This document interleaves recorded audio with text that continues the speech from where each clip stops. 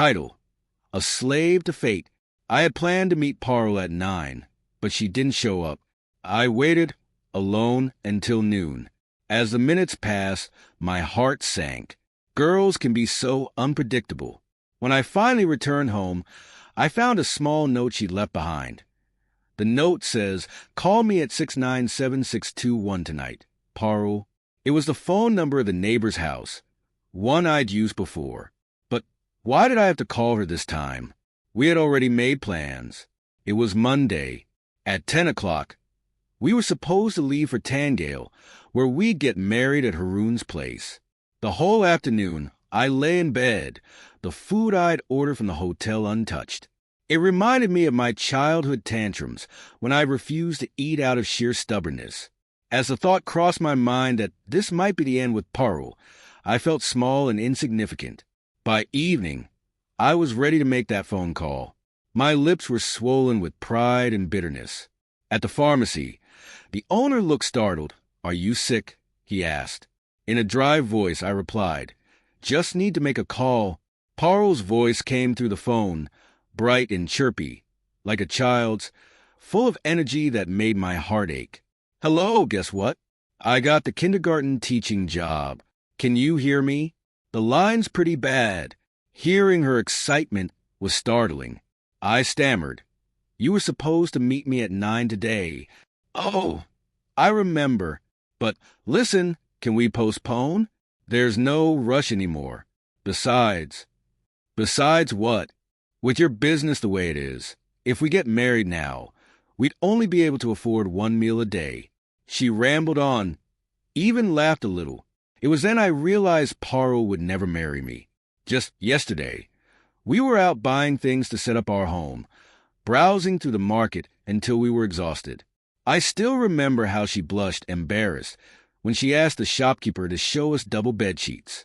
And now, she casually said, "Your business is in such a state." The blow hit hard. If I had more courage, I might have taken poison that night or jumped from the 3rd floor. But I'm a deeply emotional person. That year, more disasters followed. I lost money with Irfan, who suddenly passed away. A shipment of salt I had ordered disappeared, and my stone supply business ran at a heavy loss. In the end, I barely had enough to live on. Women can sense these things. Parul must have seen my future. Our contact gradually faded.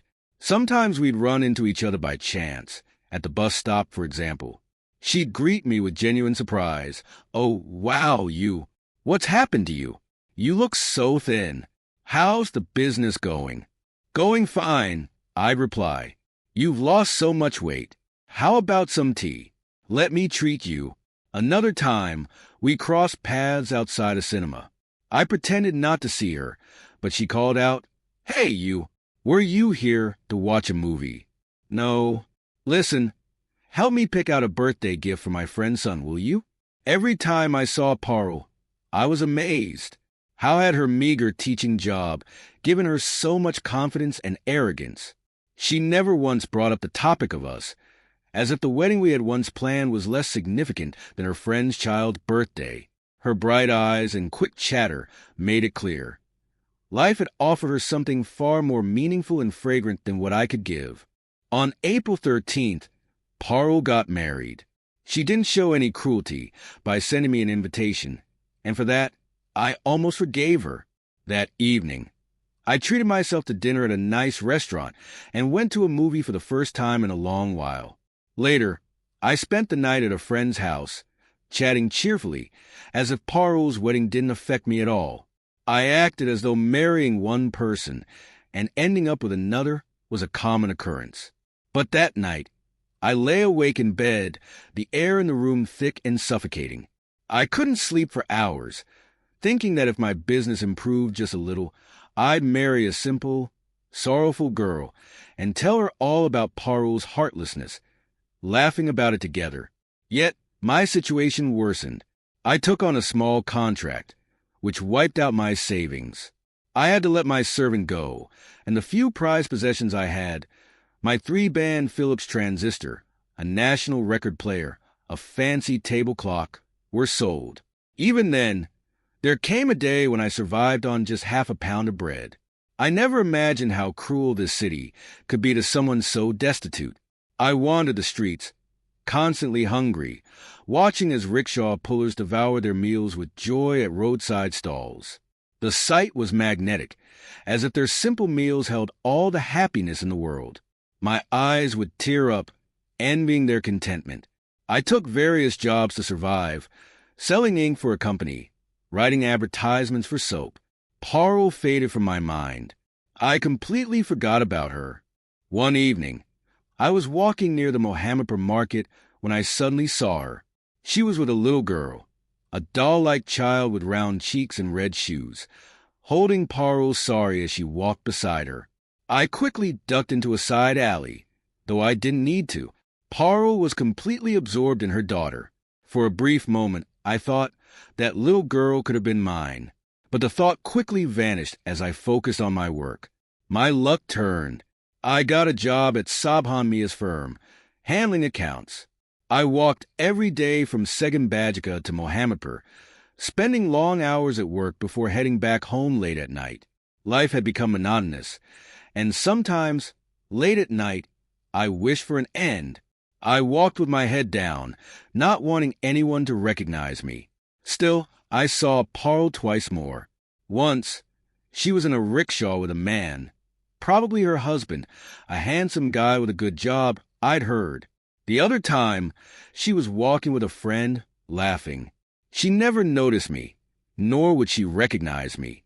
Hunger and hardship had changed my appearance, and I'd grown a beard to avoid the pity and curiosity of old friends.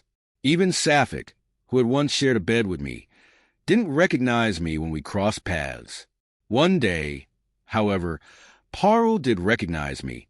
Our eyes met, and she froze, staring at me in shock. After a moment of silence, I spoke in the most natural tone I could muster. "How are you, Parul? It's been a long time.